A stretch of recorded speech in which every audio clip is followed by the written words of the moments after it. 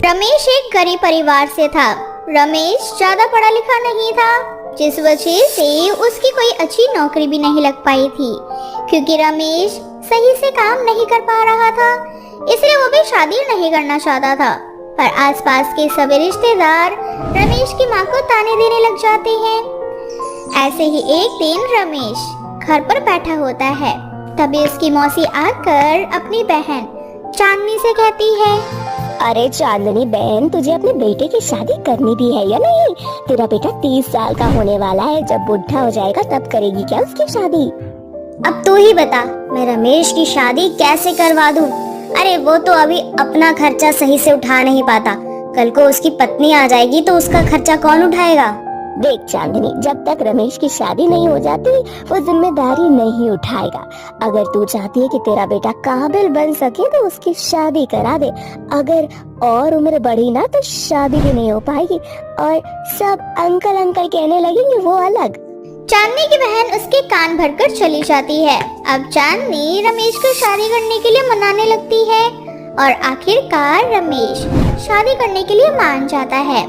रमेश के हाँ करते ही चांदनी बिना कोई देरी किए अपनी बहन को घर बुलाती है और उसे लड़की ढूंढने की बात करती है। दीदी, मैंने ना बड़ी ही मुश्किल से रमेश को तैयार किया है शादी के लिए। अब तुम कोशिश करना कि कोई अमीर लड़की हो जो अच्छा खासा दहेज लेकर आए और दहेज के पैसे भी हमें देगी, तभी मैं अपने बेटे की शादी करवा पाऊंगी। तुम तो जानते हो ना कि कैसे हालात है मेरे घर के। अरे चांदनी, तू फिक्र क्यों करती है? तेरे घर में तो ऐसी बहू लाऊंगी जो अकेले ही पूरा घर का काम संभाल लेगी और तेरे बेटे को भी सीधा कर देगी। बस मुझ पर तू विश्वास रख। अब चांदनी अपनी बहन पर विश्वास कर लेती है और बिना कोई जांच पड़ताल किए अपने बेटे रमेश की शादी खुशबू नाम की लड़की से करवा देती है।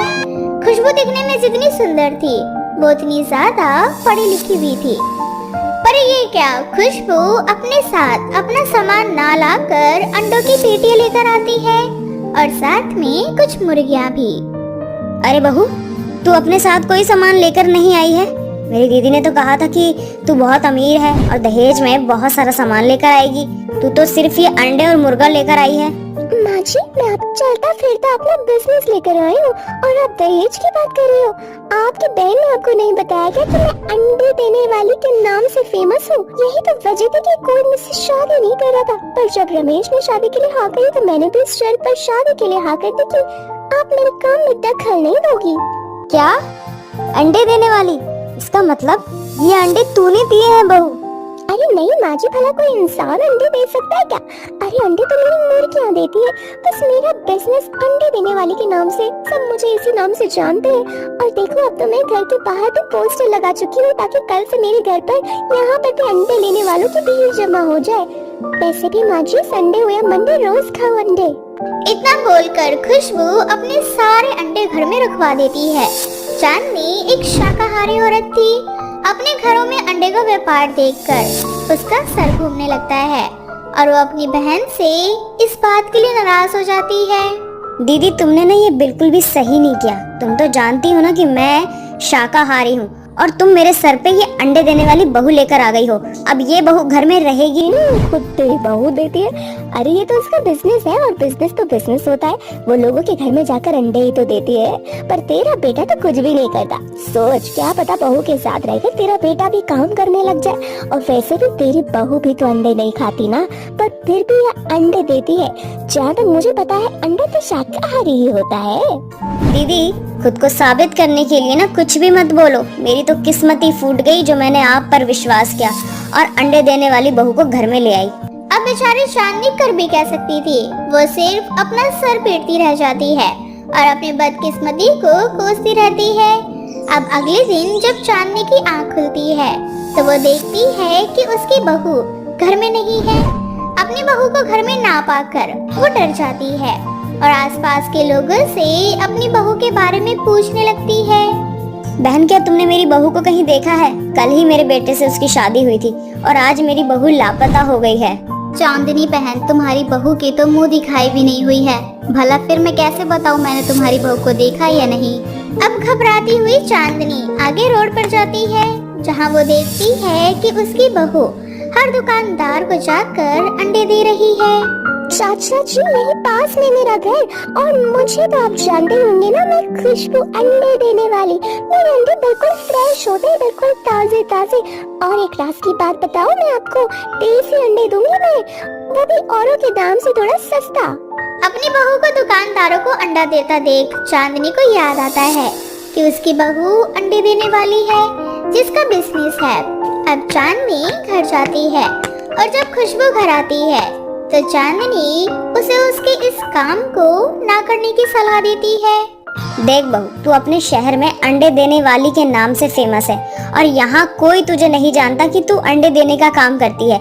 इसीलिए ये बिजनेस छोड़ कर ना कुछ और कर ले, ताकि मेरा बेटा भी तेरा हाथ बटा सके। माफ करना माँ जी, अपने घर वालों और समाज से लड़कर मैंने ये काम शुरू किया था, इसलिए अब आपके कहने पर मैं ये काम रोक नहीं सकती। अगर आपको मेरे अंडे देने से इतनी प्रॉब्लम है तो आप इस घर से जा सकती हैं। क्या कहा तूने कि मैं इस घर से चली जाऊँ? ये मत भूल कि ये मेरा घर है। चांदनी अपनी बहू पर गुस्सा होती है, पर खुशबू अपनी सास की किसी भी बातों पर ध्यान नहीं देती। अब इसी तरह से कुछ दिन बीत जाते हैं और खुशबू अंडे देने वाली बहू के नाम से फेमस हो जाती है। अरे चांदनी बहन, तुम्हारी ही बहू अंडे देने का काम करती है ना, उसको बोलो ना हमारे घर में भी अंडे दे दिया करे। चांदनी किसी भी बातों का कोई जवाब नहीं देती और गुस्से में वहाँ से चली जाती है। इसी तरह से कुछ दिन बीत जाते हैं और एक दिन चांदनी के घर पर कुछ कर्जदार आते हैं। अरे चांदनी बहन, तुम्हारा बेटा निकम्मा ही बैठा रहेगा, चुपचाप से हमें हमारे पैसे दे दो। अगर तुमने इस महीने हमें हमारे पैसे नहीं दिए तो हम तुम्हें तुम्हारे घर से निकाल देंगे। भूलना मत, अपने बेटे की पढ़ाई के लिए तुमने अपना घर हमें बेच दिया था और उस दिन के बाद से आज तक तुम अपने ही घर में किराए पर रह रही हो।